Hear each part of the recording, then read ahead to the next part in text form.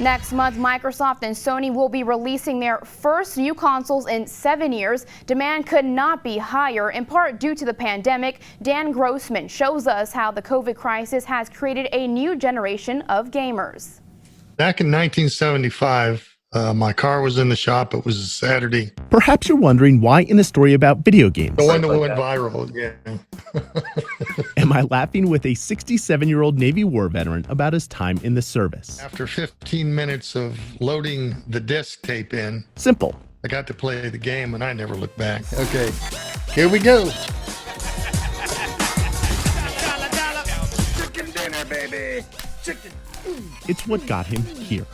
I like games like that where they test your mental ability. Did I say you can come in my house? You didn't knock on the door.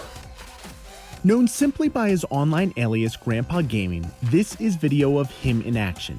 A man who might be the last person you'd expect to log 100 hours a week streaming video games to more than 200,000 people worldwide on a website called Twitch. The older generations are coming out of the woodwork. And it's an audience that has rapidly grown since March. My Twitch notifications, the statements say, "Oh, your followers have increased 200%."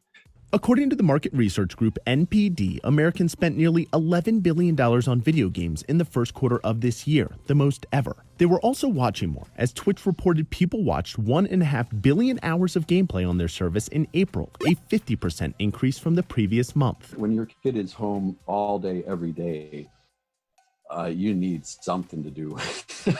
To Iowa State psychology professor Doug Gentile, the why is pretty straightforward, but the reasons behind it connect to something inherently embedded within each of us. For example, there's a theory of human motivation called self-determination theory, and it says that humans have an ABC of basic needs. A, autonomy. We like to be in control. B, belonging. We want to feel connected.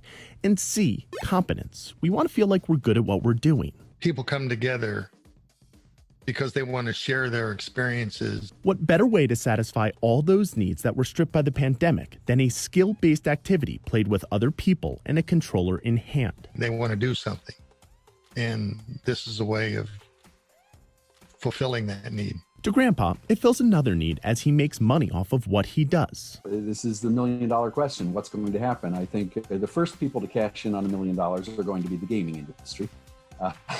They've just gotten a whole bunch of new customers. Just not as much as the video game companies who will likely parlay these gains into the future. I'm Dan Grossman reporting.